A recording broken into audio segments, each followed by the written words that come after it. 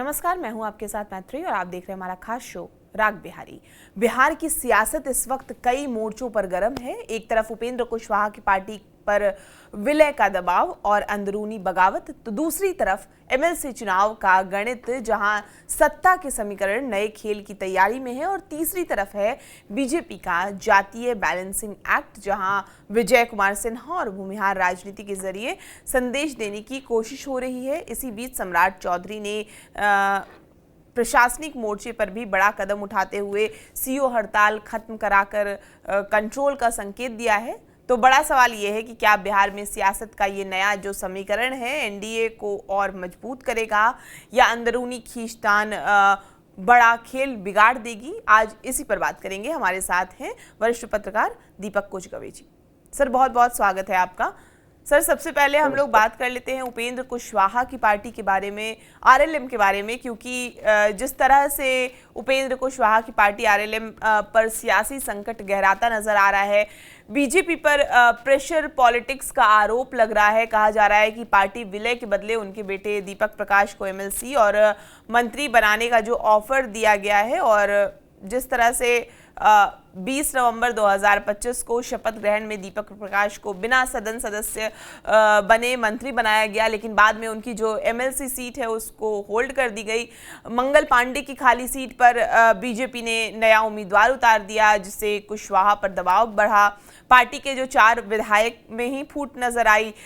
3 विधायक बीजेपी में विलय के पक्ष में है। माधव आनंद के एक कार्यक्रम में कुशवाहा की गैर मौजूदगी से अंदरूनी कलह जो है वो उजागर नजर आई। कुशवाहा फिलहाल चुप हैं, लेकिन उनके सामने सबसे बड़ा सवाल ये है कि पार्टी बचाएं या बेटे का जो है वो राजनीतिक भविष्य सुरक्षित करें। ये मामला जो है बिहार की राजनीति में बड़ा टर्निंग पॉइंट बन सकता है। तो क्या उपेंद्र कुशवाहा अपनी पार्टी बचाएंगे या बेटे के भविष्य के लिए बीजेपी में विलय करेंगे? देखिए, आपने जो सवाल किया है उसके पहले हमें उसके पीछे जाना होगा और थोड़ा ये बताना होगा कि उपेंद्र कुशवाहा का ये जो टेन्योर है बीजेपी के साथ, वो बहुत दबाव वाला है। भले उन्हें राज्यसभा अपने टिकट से भेजा है बीजेपी ने, और एमएलसी का मामला भी आप देख ही रहे हैं, मगर जहां तक बीजेपी ने अपने टिकट पर इसलिए भेजा, उन्हें बांध कर रखना चाहा कि वो पार्टी छोड़कर नहीं जा पाएंगे। अगर वो अकेले अपने 5वीं सीट पर लड़े तो वो पार्टी छोड़कर जा सकते थे। ये रणनीति थी बीजेपी की कि उपेंद्र कुशवाहा को उन्होंने अपने कोटे से, तो उसमें एंटी दीपक सिंह भी ला जाएगा, किस तरह से वो बाहर भी नहीं हो पाएंगे। तो एक तरह से कहा गया कि बीजेपी ने उन्हें बांधा। बीजेपी का बैक जो उनके साथ था 14 में जब वो एनडीए के साथ लड़े थे, आपने देखा बीजेपी ने उन्हें मंत्री भी बनाया था, राज्य मंत्री, केंद्रीय संसाधन मंत्री, शिक्षा मंत्री उनको बनाया गया था, मगर वो कितने जल्दी निकल गए। बाद में उनका जो फ्लक्चुएशन हुआ वो बीजेपी ने देखा। और सबसे बड़ी बात है कि आखिर वो कुशवाहा के वोट को क्यों अपने ये में करना चाह रही थी, बीजेपी आज से नहीं कर रही थी। और मैत्री, ये बहुत पहले से उनका प्लानिंग था और मोहरा बनाया था उन्होंने सम्राट चौधरी को। और सम्राट चौधरी को हर हाल में वो बड़ा कुशवाहा नेता बनाना चाहते थे और चाहते हैं। इसीलिए चाहते थे कि जिस समय नीतीश कुमार से उनकी अदावत थी और चाह रहे थे कि वह एक कुशवाहा लव कुश में कुछ का जो उनका फ्लो है वो कम जाए, इसीलिए उनको इतनी तवज्जो दी गई। और तवज्जो में उन्होंने दिया गया, प्रदेश अध्यक्ष तक बना दिया गया 4-5 पार्टी छोड़ के आने के बाद। ये उपेंद्र कुशवाहा मान भी रहे थे, समझ भी रहे थे। दूसरी बात, जिस तरह से आपने कहा कि उनका जो ये रहा है, उपेंद्र कुशवाहा का बड़े नेता है। मैं मानता हूँ कुशवाहा के बिहार के वो बड़े नेता है और इसमें दो मत नहीं है कि कुशवाहा उनके पीछे होता है। मगर इन दिनों क्या हुआ, इन दिनों आपने देखा कि बिहार में उनको भी डाउन करने और नीतीश कुमार को भी डाउन करने और उस कुशवाहा समाज को हमेशा के लिए ये करने के लिए कि बिहार में पहला कुशवाहा चीफ मिनिस्टर बना दिया गया, पहला कुशवाहा। तो कुशवाहा में एक मैसेज गया। अब उपेंद्र कुशवाहा के साथ अब दिक्कत है कि अब वो क्या करेंगे। देखिए, उपेंद्र कुशवाहा जिस तरह से 4 सीट जीते, जिस तरह से उनको एमपी बनाकर अपने लिए बांध लिया गया, जब तुम कहीं जा नहीं पाओगे, रिमेन इन माय है, तुम मेरे हाथ में ही रहोगे, जा नहीं सकते। अगर उधर जाते तो निकल जाते, तो ये अलग उनके टिकट पर नहीं दिया गया, उनके पार्टी के टिकट पर भी नहीं दिया गया और नीतीश के टिकट पर भी नहीं दिया गया। आप इस बात को समझिए उसे किस तरह से घेरा गया और घेर के उनके पाले में लाया गया। अब सवाल ये उठता है कि उपेंद्र कुशवाहा जिस तरह से अभी पेशो पेश में, अब वो पेशो पेश क्या है कि मंगल पांडे की 4 साल की जो सीट थी, टेन्योर वाली थी, लोग कह रहे थे कि वो चुनाव जो होगा उसमें दीपक प्रकाश बीजेपी के उनके उम्मीदवार होंगे, पर ऐसा हुआ नहीं। सम्राट चौधरी ने भी वहां गेम खेला। सम्राट चौधरी ने काराकाट में भी एक गेम खेला था। जब मैं नहीं कह रहा, उपेंद्र कुशवाहा ने कहा था कि उन्हें किस तरह से हराया गया पवन सिंह को खड़ा करके, तो सम्राट चौधरी कभी नहीं चाहेंगे एक तीर एक म्यान में 2 तलवार नहीं रह सकता। तो सम्राट चौधरी ने बड़ी कर्मठ अरविंद शर्मा, जिसको अपने प्रदेश अध्यक्ष के कार्यकाल में उन्हें ऑफिस सेक्रेटरी मुख्यालय प्रभारी बनाया था, सम्राट चौधरी ने उन्हें टिकट दिया। अब ये मामला फंस गया।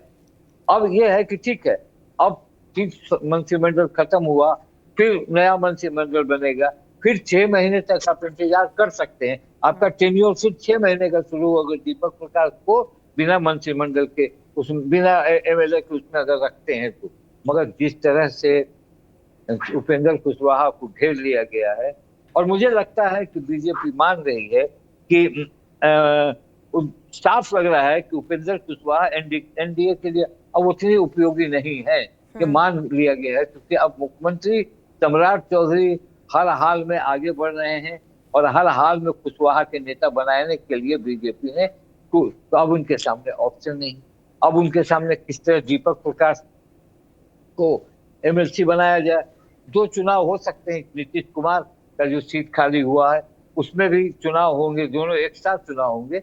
जो चर्चा ये है, मैं जो समझ रहा हूँ कि उपेंद्र कुशवाहा को नीतीश कुमार एक मौका दे सकते हैं अपने सीट पर, क्योंकि निशांत कुमार नॉमिनेट नहीं होना चाहते हैं, वो चुनाव लड़ना चाहते हैं और अपने अपने वो एरिया से खरनौत से वो चुनाव लड़ना चाहते हैं, तो कहीं नीतीश कुमार अपनी सीट दीपक प्रकाश को न दे। तो इस तरह से जो मामला चल रहा है। और दूसरी बात और बता दें मैत्री, इनके खिलाफ इनके विधायक जो आलोक कुमार सिंह दिनारा के विधायक प्रदेश अध्यक्ष बनाया उनको, हालांकि उपेंद्र कुशवाहा ने। माधव आनंद मधुबनी के विधायक दल के नेता बनाया है उनको। रामेश्वर महतो, ये तीनों खिलाफ है, आज भी खिलाफ है। आपको याद होगा कि जिलेटी पार्टी का आयोजन किया था उपेंद्र कुशवाहा ने अपने घर पे, सभी को बुलाया था, लिट्टी पार्टी यहाँ हो रही थी और ये तीनों विधायक नितिन नवीन के पास दिल्ली में बैठे हुए थे। तो कहीं ना कहीं ये बीजेपी समझ गई है कि ये 3 विधायक आएंगे तो मेरे पास आ जाएंगे, और बीजेपी संख्या बढ़ाने के लिए अभी कुछ भी कर सकती है। आपने देखा आपको किस तरह छोड़ दिया। अब ये चुनाव का परिणाम आने वाला है। चुनाव के परिणाम के बाद बीजेपी, और अगर बंगाल जीतती है तो बीजेपी और ज्यादा तेवर में आएगी, किस किस पार्टी को तोड़ देगी ये कहना संभव नहीं, कहना उचित नहीं होगा और मैं कह नहीं सकता। मगर ये सारी बातें हैं, तो अब ये सोचना है कि सम्राट बड़ा कि उपेंद्र कुशवाहा बड़ा। इस मामले में इस सीट पर सम्राट चौधरी का वीटो लगा था, इसलिए उन्होंने अपने पसंद के, अपने जात के भी नहीं, अरविंद शर्मा जो बड़े कर्मठ थे, बीजेपी के कार्यकर्ता बड़े कर्मठ थे और बहुत तरीके से बीजेपी के प्रदेश कार्यालय को संभालते हैं, तो उनको टिकट दी गया। अब दिक्कत है कि उपेंद्र कुशवाहा आगे क्या करेंगे, क्या दीपक प्रकाश बनेंगे? अगर दीपक प्रकाश बनेंगे तब भी इन तीनों विधायकों को कैसे वो संभाल पाएंगे? अगर दीपक प्रकाश नहीं बने तो स्नेहलता कुशवाहा को बनाएंगे। एक कोटा तो उनका आता है, एक सीट बनता है, ये बड़ा पेचीदा मामला। मुझे जो लगता है कि नीतीश कुमार फिर एक अभयदान देकर उपेंद्र कुशवाहा को के बेटे को अपने तरफ अपने दिल में बसाना चाहेंगे, जिस तरह से उपेंद्र कुशवाहा बीजेपी में दिल में नहीं बसे हैं। उन्हें इस तरह से घेर कर रखा कि अब कोई उपाय नहीं है कि उपेंद्र कुशवाहा कहाँ जाए। सर, हम लोग एमएलसी चुनाव पर भी बात करेंगे, अरविंद शर्मा पर भी बात करेंगे। सबसे पहले हम लोग एमएलसी का जो चुनाव होने वाला है उसको लेकर जिस तरह से हलचल तेज है उसको लेकर बात करेंगे। नीतीश कुमार के इस्तीफे के बाद उनकी सीट जो है वो खाली हो गई है। जून 2026 में 9 और सीटें खाली हो रही, यानी कुल मिलाकर 10 सीटों पर चुनाव संभव है। और संभावना ये भी है कि चुनाव आयोग सभी सीटों पर एक साथ चुनाव कराए। तो मौजूदा आंकड़ों के अनुसार अगर हम देखें तो एनडीए मजबूत स्थिति में है और अधिकतर सीटें जीत सकता है। यहाँ जीत का गणित जो है अहम है। एक सीट जीतने के लिए 23 विधायक आवश्यक हैं। अगर 10 सीटों पर चुनाव होता है तो कुल मिलाकर जो ज़रूरी समर्थन है वो 10 टाइम्स अगर 23 का देखें तो 230 है। तो मौजूदा समीकरण में एनडीए के पास 202 विधायक हैं, इसलिए 7-8 विधायक जीतने की संभावना तो मजबूत मानी जा रही है। और उपेंद्र कुशवाहा के बेटे दीपक प्रकाश के लिए भी एक सीट सेट करने की चर्चा जिस तरह से चल रही है, तो क्या ये गणित जो है वो एनडीए के भीतर सीट बंटवारे को आसान बनाएगा या अंदरूनी खींचतान और बढ़ेगी? क्योंकि जिस तरह से दीपक प्रकाश को लेकर डिमांड थी और कहा जा रहा था कि मंगल पांडे की सीट पर दीपक प्रकाश जाएंगे, लेकिन अचानक से एक नाम आता है अरविंद शर्मा का और उनको वो सीट अलॉट कर दी जाती है। तो क्या एनडीए में सीटों का बंटवारा बिना विवाद के हो पाएगा और दीपक प्रकाश को कोई सुरक्षित सीट मिलेगी या नहीं, या आगे का प्लान क्या है? देखिए, जो आपने सीटों के बारे में चर्चा की, 10 सीट का मसला है जिसमें एनडीए की पकड़ मजबूत है इसमें, और मुझे लगता है कि 9 सीट को एनडीए बहुत आसानी से जीत जाएगी। 10वीं सीट पर भी कोशिश करेगी, क्योंकि संख्या बल में बहुत कम है विपक्ष का जो महागठबंधन है। ये परेशानी तेजस्वी यादव के लिए बहुत जबरदस्त है कि तेजस्वी यादव क्या एक सीट भी ले पाएंगे, क्योंकि एक सीट जो है वो सुनील कुमार सिंह की सीट है, वो भी खाली हो रही है, जो राबड़ी देवी के मुंहबोले भाई हैं, जो काउंसिल में बहुत जबरदस्त पक्ष रखते हैं, बहुत बातें करते हैं। या अगर इस तरह की बात हुई, अगर 5 AIMI के विधायकों ने महागठबंधन के उम्मीदवार को वोट दिया और महागठबंधन में आए, तो क्या उनकी भी एक इच्छा है AIMI की कि एक MLC हमारा भी हो? और हो सकता है कि तेजस्वी यादव ने ये बात की होगी कि ठीक है, एक MLC में विपक्ष आपके साथ है। तो जहां तक सवाल ये उठता है कि अब आप आइए कि ये दोनों का बंटवारा कैसे होगा। एनडीए में जनता दल यूनाइटेड है, भाजपा है, RLM है, जीतन राम मांझी भी है, उपेंद्र कुशवाहा भी है। तो एक मामला बांटने में यहाँ भी परेशानी होगी, क्योंकि दावा जीतन राम मांझी भी करेंगे, दावा तो उपेंद्र कुशवाहा कर रहे हैं। क्या नीतीश कुमार अपनी सीट किसको देंगे? क्या वो अपनी सीट दीपक प्रकाश के लिए छोड़ेंगे? मगर ओवरऑल जो पिक्चर है, ये जो इस विधानसभा के बाद और बंगाल, तमिलनाडु, पुडुचेरी, असम के चुनाव के परिणाम के बाद बीजेपी के क्या तेवर होंगे, ये भी देखने वाली बात होगी। बीजेपी हर हाल में अपनी संख्या बल अब बिहार में बढ़ाना चाहती है, क्योंकि सम्राट सरकार है, बीजेपी की सरकार है, और बीजेपी की सरकार अपनी स्थिति से काम कर रही है। तो ये जो 9 सीट है एनडीए के पास, मुझे लगता है 9 का 9 जाएगा। 10 सीटें हैं तो 9 तो श्योर जाएगा, 10वें पर भी कोशिश होगी। अब 10वां सीट विपक्ष जीत पाता है कि नहीं, और तेजस्वी यादव इस मामले में क्या करते हैं, यह देखने वाली बात होगी। मगर मुझे जो सूचना लग रही है कि मैं समझ रहा हूँ, मुझे जो लोग बता रहे हैं कि उपेंद्र कुशवाहा के प्रति अभी भी नीतीश कुमार का सॉफ्ट कॉर्नर है। आपने देखा कि नीतीश कुमार को कई बार उन्होंने छोड़ा, और बार बार नीतीश कुमार ने, हालांकि उनके बारे में उन्होंने पत्रकारों को बहुत कुछ कहा, बहुत कुछ नीतीश कुमार ने कड़े अंदाज में भी कहा, मगर फिर गले से लगा लिया। फिर उन्हें पार्लियामेंट्री बोर्ड का चेयरमैन बना दिया जेडीयू के। आपने देखा उनको उस समय ललन सिंह जब कार्यकारी अध्यक्ष, उन्हें पार्लियामेंट्री बोर्ड का चेयरमैन बना दिया जनता दल यूनाइटेड का, मगर वहां भी छोड़कर चले गए। तो कहीं ना कहीं नीतीश कुमार समझते हैं कि भविष्य में हमारे बेटे के लिए लौ कुश बहुत जरूरी है, और ये मानकर चल रहे हैं कि बीजेपी लौ कुश को अपने तरफ करने की हर कोशिश करेगा। आपने देखा कि लौ कुश को बचाने के लिए उन्होंने श्रवण कुमार को विधा विधा अपने दल का नेता बना दिया, और चर्चा है कि उन्हें मंत्री भी बनाएंगे। और मुझे लगता है इसी लौ कुश को जोड़ने के लिए वो दीपक प्रकाश को भी टिकट अपने कोटे से दे देंगे कि आप यहाँ से आकर लड़िए, मेरा कोई उम्मीदवार नहीं लड़ेगा।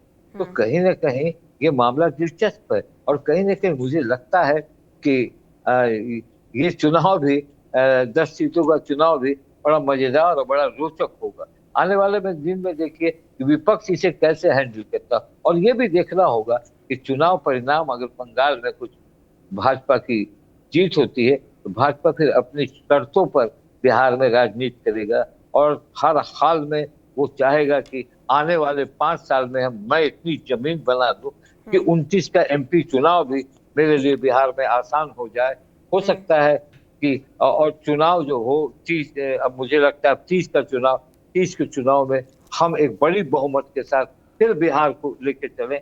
बिहार, बंगाल, आसाम, ये सब चीज वो लेकर चल पड़े हैं, और मुझे लगता है कि ये रोचक चुनाव है। और आपका ये सवाल बहुत सही है, क्योंकि अब ये सवाल उठने लगा है। बिल्कुल, जिस तरह से आपने महागठबंधन की भी सीट की बात की, वो महत्वपूर्ण पॉइंट रखें आप कि महागठबंधन भी एक सीट चाहता है, और जिस तरह से एक सीट पर एआईएमआईएम क्योंकि राज्यसभा चुनाव के दौरान जिस तरह से एआईएमआईएम का प्रदर्शन था और जिस तरह से सपोर्ट किया महागठबंधन को एआईएमआईएम, तो ऐसे में हो सकता है कि एमएलसी के शर्त पे ही राज्यसभा चुनाव में उन्होंने सपोर्ट किया था, तो हो सकता है कि डिमांड उनकी वहां पे हो। उसके अलावा सर हम बात करते हैं जिस तरह से बिहार में विजय कुमार सिन्हा के नजरिए से देखें तो बीजेपी को भूमिहार राजनीति एक डैमेज कंट्रोल स्ट्रैटेजी बनती दिख रही है, और सम्राट सरकार बनने के बाद कैबिनेट में तुरंत जगह न मिलने से भूमिहार समाज में जो असंतोष था उसे पार्टी ने अरविंद शर्मा को एमएलसी टिकट देकर साधने की जो है वो कोशिश की है। सम्राट चौधरी ने साफ संदेश दिया कि कोर वोट बैंक को नजरअंदाज नहीं किया जाएगा। ये कदम विजय सिन्हा खेमे को संकेत है कि उनका राजनीतिक वजन अब भी बना हुआ है।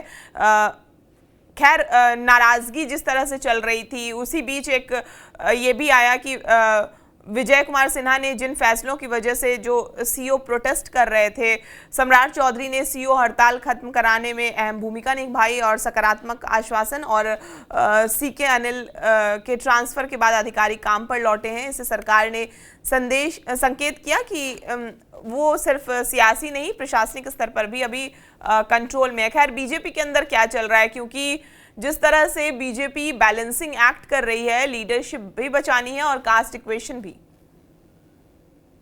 देखिए, जहां तक सम्राट और चौधरी और विजय सिन्हा की बात है, व्याकुल होने की जरूरत नहीं है। वो आपको याद होगा वो व्याकुल वाला शब्द जो उन्होंने विधानसभा में कहा, व्याकुल ना हो, व्याकुल नहीं होना है, व्याकुल नहीं है। तो ये जो टकराव दोनों के बीच देखा गया था, मगर डिप्टी सीएम जब दोनों बने थे तो आपने देखा था कि दोनों की कार्यशैली कुछ अलग थी। इन्होंने वो गृह विभाग लिए थे, और विजय कुमार सिन्हा ने जिस तरह से बिहार में भू सर्वेक्षण का काम कराया तो जनता भी खुश हुई, और जनता लगा कि एक ऐसा है कि वो हमारी बात सुनता है और हमारी बातों को करता है। और बहुत सारे एक्शन उन्होंने लिए। हालांकि एक्शन भी लेने का एक तरीका होता है, एक कलम से आप 242 लोगों को सस्पेंड करते हैं, तो कहीं ना कहीं ये आक्रोश होता है। तो 242 को आपने सस्पेंड किया, सीओ और बीडीओ हड़ताल पर चले गए, उनके खिलाफ आपने कार्रवाई की। ठीक है, ये कार्रवाई आपने की चूंकि आपने कुछ पकड़ा होगा, देखा होगा, मगर आप ये देखिए कि सम्राट चौधरी विजय कुमार सिन्हा को अगर उनके निर्णयों को पलट रहे, उनके निर्णय 242 को एक कलम से बाहर कर दिया कि आपका सस्पेंशन खत्म, बीडीओ सीओ को के साथ मीटिंग शुरू कर दी और कहा कि आप आराम से काम करें। और क्या कहा कि सर्किल ऑफिस, थाना, डीएसपी को डायरेक्ट सीएमओ में मॉनिटर करेगा। सीएमओ ये आज का, अब सीएमओ मॉनिटर करेगा तो आपका वो मंत्रिमंडल किसके पास होगा? क्या वो विजय सिन्हा के पास होगा? जब सम्राट चौधरी कह रहे हैं कि इन लोगों को अब बर्दाश्त नहीं होगा इनको डायरेक्ट मॉनिटर करेगा हमारा CMO, चीफ मिनिस्टर ऑफिस। तो कहीं ना कहीं दिखता है कि विजय कुमार चौधरी को वो बहुत दबाव में ला देंगे। और आज की तारीख में ये साफ झलकता है, अगर किसी का हाथ है पीठ पर और आप एक्ट कर रहे हैं तो आप मान कर चलिए कि बीजेपी अभी हर बात सम्राट चौधरी की मान रहे हैं, जो नेतृत्व है, शीर्ष नेतृत्व है। तो विजय कुमार चौधरी के पास विजय सिन्हा, ऑप्शन भी सर नहीं है विजय ना। सिन्हा, हाँ। विजय सिन्हा, मैं बार बार बोलता हूँ, माफ करते हैं। हाँ। तो विजय सिन्हा, वो बार बार उनके पास कोई ऑप्शन नहीं, क्योंकि ऑप्शन कौन होगा डिप्टी CM के बाद? तो कोई ऑप्शन है नहीं उनके पास। आइदर वो विधानसभा अध्यक्ष बनेंगे, अब वो आगे देखिए क्या होता है। क्या जनता दल यूनाइटेड मान जाती है कि हम विधानसभा अध्यक्ष भी आपको दिया, क्या उसके बाद वो प्रदेश के अध्यक्ष बन सकते? यही दो चीज है, तो दोनों में बनना बहुत मुश्किल है। तो विजय कुमार चौधरी को मंत्रिमंडल में जरूर लाया जाएगा, मगर उनको एक अच्छा विभाग देकर कहा जाएगा कि चूंकि देखिए भूमि सर्वेक्षण को वो इसीलिए रख रहे हैं सम्राट चौधरी अपने पास कि 11 जो सैटेलाइट सिटी का में भूमि का अधिग्रहण होगा, जिस तरह भूमि को लिया जाएगा, तो सम्राट चौधरी उसको नहीं छोड़ेंगे और वो अपने पास रखेंगे। और इसीलिए उन्होंने कहा कि CO, BDO और थानेदार और थाना वो CMO मॉनिटर करेगा। तो आने वाले दिनों में विजय चौधरी अगर चाहेंगे, देखिए विजय चौधरी के सबसे चहेते अफसर CK अनिल को भी चलता कर दिया उन्होंने, तुरंत एक पेन से चलता कर दिया, कहा कि आप राजस्व विभाग में जाकर बैठे आराम करें। और उन्होंने जिस तरह का निर्णय लिया, ये आक्रोश हुआ था हमारे जो भू राजस्व विभाग के पदाधिकारियों का कि ये एकाएक खटाखट लोगों को ये कर रहे हैं। तो ये आक्रोश उन्होंने देखा और CK अनिल को वहां से हटा दिया। तो विजय कुमार के सारे पत्ते साफ कर दिए उन्होंने। अब विजय कुमार के पत्तों का कहीं से कोई रखवाला नहीं है उस विभाग में कि विजय कुमार को देखेगा कि विजय कुमार सिन्हा जो है अब ये करेंगे। अब तो मान कर सब चल रहे हैं कि सम्राट चौधरी ने इस विभाग को बहुत जबरदस्त तरीके से पकड़ लिया है और आगे भी वो चलाएंगे, या उनके मन का कोई बेहतरीन व्यक्ति के हाथों विभाग होगा, मुख्यमंत्री उसको मॉनिटर करेंगे। मगर मुख्यमंत्री के पास अभी जिस तरह से 11 सैटेलाइट सिटी की बात है, ग्रीनफील्ड एयरपोर्ट की जमीन लेने की बात है, तो कहीं ना कहीं विजय सिन्हा को ये मसला नहीं लेने देंगे। और ये टकराव है, ये दिख रहा है, क्योंकि अगर कोई मंत्री है जो समकक्ष है, आपने देखा उनको बीजेपी ने वहां भी छोटा किया था जब सदन के नेता बनाए गए थे सम्राट चौधरी और उपनेता बनाए गए थे सदन के विजय कुमार सिन्हा। तो मैं ये कहता हूँ कि आपको समझ में आ जाना चाहिए कि विजय कुमार को जब सम्राट चौधरी को जब तारापुर में बड़ी सभा में कहा था अमित शाह ने कि इन्हें वोट दो, मैं इससे बड़ा आदमी बना दूंगा, तो कहीं ना कहीं वो उनके गुटबुक में थे। और विजय कुमार सिन्हा देखिए, मंत्रिमंडल जब तक है, आप पावर में जब तक है, आपकी पूछ है, आपको लोग पूछेंगे, आपके लोग जय जयकार करेंगे। पावर में नहीं है तो आप अभी इस स्थिति में भी नहीं है कि आप कोई विद्रोह कर सकें या कोई रिटेलिएशन उनका हो। ये सारी बातें बेकार है। इसलिए मुझे लगता है कि सम्राट चौधरी ने विजय कुमार सिन्हा को शॉर्ट करने का मन बनाया, खुद नहीं। जिस तरह से उपेंद्र कुशवाहा को भी उन्होंने शॉर्ट करने की पहल की है, ये शुरू से है, तो विजय कुमार से। मगर जहां तक आप कहती हैं कि सवर्ण वोटरों में इस बात का आक्रोश है, आक्रोश तो है, मगर खुलकर कोई बोल नहीं सकता ना, इतनी हिम्मत नहीं। महंगाई तो है, मगर कोई सत्ता पक्ष में खुलकर बोल नहीं सकता कि महंगाई है। तो ये जिस तरह से स्थितियां बनी है, सवर्ण समाज, नेचुरली जो भी सवर्ण समाज के लोग हैं, तो आज भी पटना में मेरी कुछ लोगों से बातचीत हुई, वो बहुत खुश नहीं है, मगर जय जयकार करना है। अब आप देख लीजिए किस तरह गिरिराज सिंह सम्राट चौधरी से मिलते हैं, किस तरह गिरिराज सिंह बात कर रहे हैं। तो ये शक्ति है, पावर है। जिस तरह से आप लोगों ने कहा कि सम्राट चौधरी को बनाने से क्या होगा, आपको याद होगा 90 के दशक में जब लालू चीफ मिनिस्टर बने थे तो यही सवाल उठा था, अरे अब कैसे चलेगा, लालू कैसे चला देंगे। तो ये सवाल होता है कुर्सी का, और कुर्सी जो होता है वही शक्ति देता है, वही एक चुंबक है, और उसी से आदमी आगे बढ़ता है। तो अब शक्ति सम्राट चौधरी के पास है, और आपने देखा कि सम्राट चौधरी अभी एक्शन में आए हैं। ये एक्शन कितने दिन तक बरकरार रहेगा, ये देखने वाली बात होगी। मगर सवाल है कि विजय कुमार सिन्हा का क्या होगा, दीपक प्रकाश का क्या होगा। जी, बहुत बहुत शुक्रिया सर हमसे बातचीत करने के लिए। बिहार की राजनीति है, हम इस पर लगातार चर्चा करते रहेंगे, और आपकी जो भी राय है तीनों विषयों पर हमें कमेंट करके ज़रूर बताएं। और बिहार की तमाम खबरों के लिए आप हमारे साथ बने रहें और देखते रहें TV9 बिहार झारखंड।